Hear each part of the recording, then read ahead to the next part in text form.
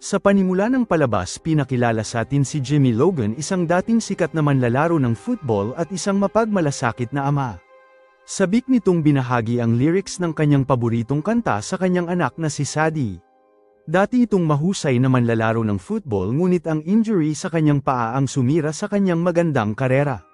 At ngayon ay namumuhay ito sa pamamagitan ng pag-ayos sa mga sinkholes sa isang construction site, at ang telepono ni Jimmy ay madalas mawala ng signal dahil hindi nito kayang bumili ng maasahang cell service. Nanatili itong kontento sa kung anong meron siya at tumanggi sa mga tulong pinansyal kahit pagaling ito sa kanyang dating asawa. Ang anak ni Jimmy na si Sadie ay isang matalinong bata na naghahanda sumali sa isang beauty pageant. Bagamat siya ay dedikado at masipag, na wala nito ang kanyang trabaho dahil sa kanyang binti, at sa kabila ng kabiguan na ito nanatili itong determinado sa kanyang tungkulin bilang ama. At isang araw huminto ito sa isang salon na pag-aari ng kanyang kapatid na si Mil upang sunduin ang kanyang anak at dalhin sa pagsasanay ng sayaw. Ngunit nang dumating ito, nalaman niya na ang pagsasanay ay talagang naganap noong nakaraang araw. At pagkatapos nito nagtungo ito sa kanyang dating asawa, at ngayon ay nakatira ito sa isang malaking mansyon kasama ang mayaman nitong asawa at kambal nilang anak. Humiling ng tawad si Jimmy sa kalituhan ng araw at nagtanong tungkol sa karatula na for sale sa labas ng bahay. Si Bobby ay may buong kustodiya kay Sadie at planong lumipat sa ibang estado para sa trabaho ng kanyang asawa. Ikinagalit ito ni Jimmy dahil ayaw nitong malayo ang kanyang anak sa kanya. Napagtanto nito na kailangan niyang kumita ng mas maraming pera para kumuha ng abogado o lumipat malapit sa kanyang anak sa oras na lumipat sila. Si Jimmy ay mayroon din kapatid na si Clyde, kung saan isang veterano sa digmaan at nagsilbi ito sa Iraq, ngunit nakakalungkot na nawala nito ang kanyang braso bago pa makarating ng airport upang bumalik sa kanilang bansa. At ngayon ay nagpapatakbo ito ng isang bar sa kanilang bayan, at habang ang magkapatid ay nasa gitna ng hindi pagkakasunduan.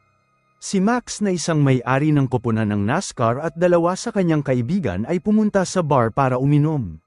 Si Max ay isang naghahangad na influencer na gustong idokumento ang bawat sandali. Gumawa ito ng hindi angkop na komento tungkol sa kapansanan ni Clyde na ikinagalit ni Jimmy. Isang pisikal na alitan ang naganap sa pagitan ni Jimmy at Max kasama ang mga kaibigan nito. Habang kinuha ni Clyde ang mga bagay sa kanyang sariling kamay sa pamamagitan ng pagsunog sa sasakyan ni Max. At habang papalayo sila, sinabi ni Jimmy ang salitang cauliflower, isang code na silang dalawa lang ang may alam. At sa sumunod na umaga inihanda ni Jimmy ang paboritong pagkain ni Clyde at pinag-usapan ng dalawa ang palitan ng code na nangyari noong isang gabi. Isa itong mapanganib na salita dahil noong huling beses itong nagamit na punta si Clyde sa loob ng kulungan sa loob ng 6 na buwan. Si Jimmy ay naisip na ang buong plano at nagsimulang ibahagi ang detalye sa kanyang kapatid. At lumalabas na habang nagtatrabaho bilang menero sa pag-aayos ng sinkholes, nakita ni Jimmy ang isang secure na sistema ng pera na ginagamit ng NASCAR. At ang plano nito ay pagnakawan ang pinakamalaking kaganapan na mangyayari sa Estados Unidos, kung saan isang matapang na pagnanakaw na maaaring mabago ang lahat. Ang pera ay inililipat sa isang secure na pneumatic na tubo patungo sa isang mataas na seguridad na bank vault. Upang makuha ang pera, kailangan nilang buksan ang vault, at ang isang trabaho na isang tao lamang ang makakagawa, na si Joe Bang. Binisita ng magkapatid si Joe Bang na kasalukuyang nasa bilangguan sa pagpapasabog nito sa isang bank vault. Bagamat si Joe ay natuwa sa alok, tumanggi pa rin ito at sinabi na nasa kulungan na ito, at bukod pa may pera na itong naitabi sa oras na makalabas siya, kaya hindi na nito kailangan ng pera. Ngunit sa kasamaang palad para kay Joe, ang isa sa mga kapatid nito ay hinayaan itong mawala sa kanyang asawa na umalis dala ang lahat ng naipon na pera. Pumayag si Joe na sumali sa pagnanakaw pagkatapos na ihayag ni Jimmy na ang sensor na nakapaligid sa vault ay kasalukuyang naka-deactivate. Gayunpaman, si Joe ay may isang kondisyon na ang kanyang mga kapatid na si Fishy at Sam ay dapat nakasama sa plano. At sa Easter Fair, ang magkapatid ay nakipagkita sa mga kapatid ni Joe at binahagi ang ilan sa mga plano. Si Fishy at Sam ay pumayag na tumulong, at bilang bahagi ng plano binangga ni Clyde ang isang convenience store sa gasolinahan at mabilis inaresto at hinatulan siya ng hukom ng 90 na araw sa kulungan. At katulad ng plano, si Joe at Clyde ay nagsimulang magtrabaho sa proyekto mula sa loob ng bilangguan. Samantala, pinagpatuloy ni Jimmy ang pagiging tapat na ama kay Sadie sa pamamagitan ng pagdala sa kanya sa salon at tinutulungan siyang maglagay ng tanner. At isang araw si Jimmy ay nakita ng isang healthcare worker na si Sylvia na dati nitong kasama sa paaralan. Napansin nito ang isang sugat sa kanyang mukha at nag-alok na bigyan siya ng isang tetanus. At dahil si Jimmy ay walang trabaho, hindi niya ito gawang bayaran at tiniyak si Sylvia sa kanya na wala itong bayad dahil pinondohan ito ng mga mayayaman na individual. Si Millie ay tumutulong din sa kanyang kapatid sa pagnanakaw at tiniyak na maayos ang lahat. At sa malalim na kaalaman nito sa sasakyan at truck, binigyan nito si Clyde ng eksaktong mga sukat para sa mga takip sa tambucho sa isang truck ng bilangguan na umaalis sa pasilidad araw-araw. Samantala si Joe at Clyde ay nagsimulang magtrabaho sa mga gawaing kahoy na kailangan para sa kanilang plano. At para sa susunod na yugto, kailangan ni Jimmy ang blueprint ng sinkhole sa ilalim ng track ng NASCAR. Pumasok ito sa dati niyang pinagtatrabahuhan at ninakaw ang blueprint, at habang papaalis nakasalubong nito ang dati niyang boss na inamin na nakonsensya ito sa pagtanggol niya kay Jimmy sa trabaho. Pinaalam sa kanya ng kanyang boss na ang pag-aayos sa sinkhole ay malapit nang matapos at ang crew ay lilipat na sa bagong site. Ang bagay na ito ay nagbigay banta sa planong pagnanakaw ni Jimmy, at ngayon ay kailangan nilang bilisan ang kanilang trabaho na mangyayari sa panahon ng Coca-Cola 600 na siyang pinakamalaking karera ng taon. Inutusan nito si Millie na magsimula sa paghahanap kung anong vent ang humahantong sa bank vault sa ilalim ng Motor Speedway. Nagpadala si Millie ng isang birthday cake sa isang empleyado ng CMS na si Glemma, at ang babae ay nagulat sa hindi nito inaasahang regalo. Ngunit dahil hindi na masyadong nag-isip, sinamahan nito ang kanyang mga kasama at nagdiwang. Samantala si Fishy at Sam ay nagpakawala ng mga may kulay na ipis na naakit sa cake. At sa sumunod na araw ang mga empleyado ay natakot nang makita nila ang mga ipis sa loob ng opisina. Mabilis silang tumawag ng pest control upang linisin ang lugar. At sa pagsasamantala ng pagkakataon, si Fishy at Sam ay pumasok sa opisina at nilinis nila ang lugar habang kinuha din nila ang lahat ng impormasyon na kailangan nila para sa pagnanakaw. At habang nasa kontrol na ang lahat, oras na para sa kanila na gawin ang pagnanakaw. Ang bawat detalye ay dapat na sumunod na sa kanilang plano at mangyayari sa itinakda na oras. At upang simulan ng plano, si Joe at Clyde ay kailangan na lumabas sa pasilidad sa panahon ng tanghalian. Ang warden ay umikot sa kantin nang magkunwari si Joe na masama ang pakiramdam at nagsimulang magsuka sa lugar. Mabilis itong isinugod sa infirmary para sa medikal na atensyon, at sa oras na nasa lugar sinabi ni Joe sa nurse na kailangan itong gamitin ang banyo. Nag-alok ang nurse na samahan siya, ngunit nag-alangan ito at ayaw na tanggapin ang kanyang tulong.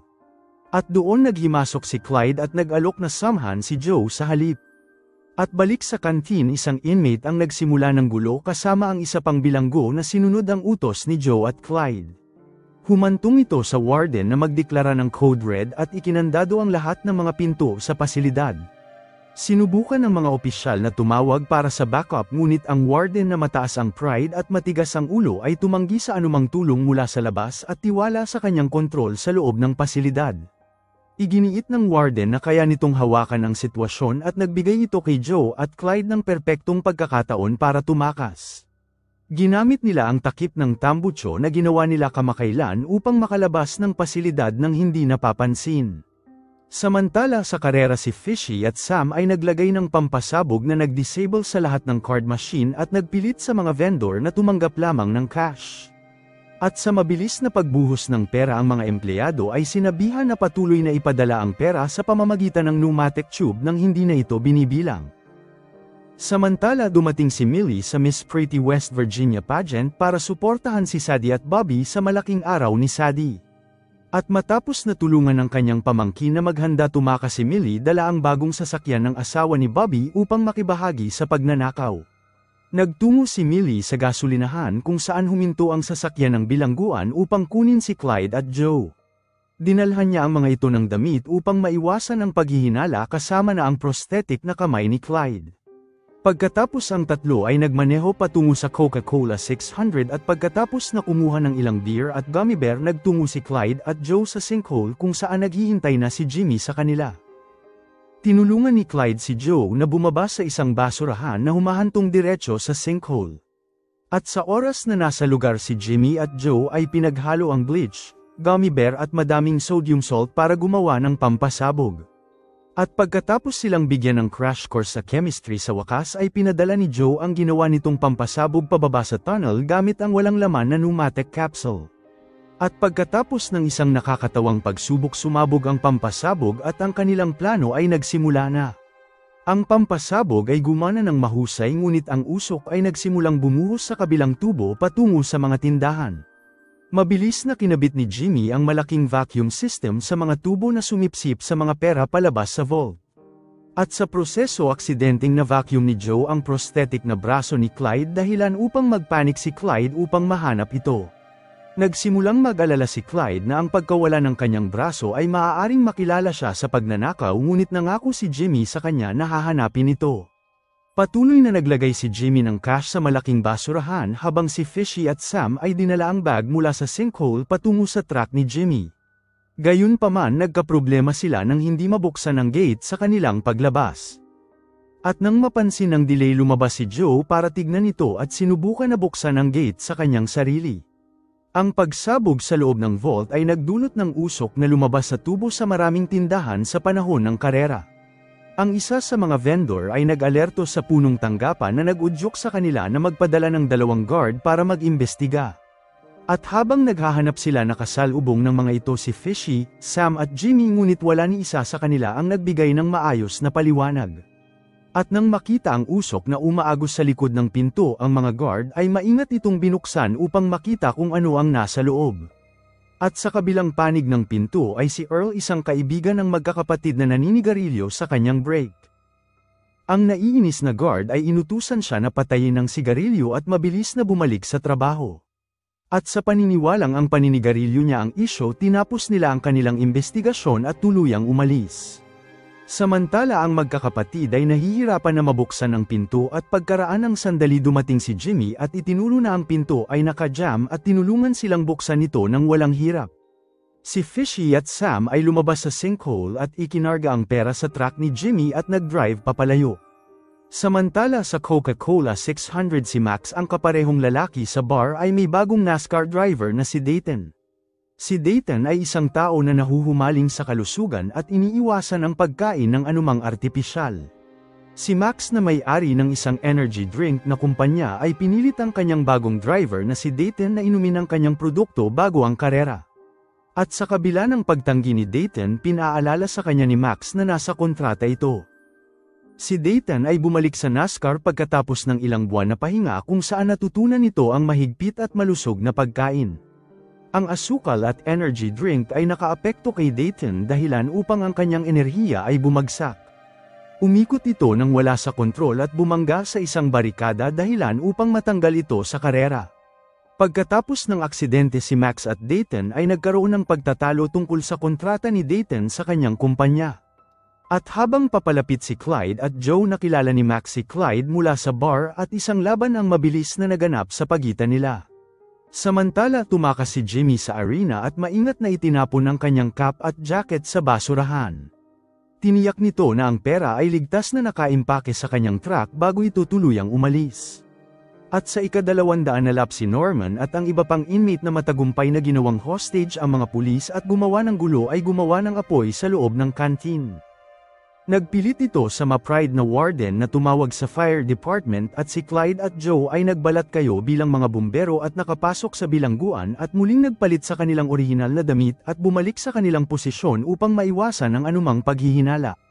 Samantala dumating si Millie sa tamang oras upang tulungan si Sadie na maghanda para sa kanyang talent show at hinanap ng bata ang kanyang ama ngunit walang ideya si Millie kung nasaan si Jimmy. At sa entablado si Sadie ay naghahanda na magtanghal at habang nakatingin ang bata sa mga tao nakita nito ang kanyang ama na pumasok sa loob. At nang makita niya ito sa lugar bigla nitong kinanta ang kanyang paboritong awitin na Country Road.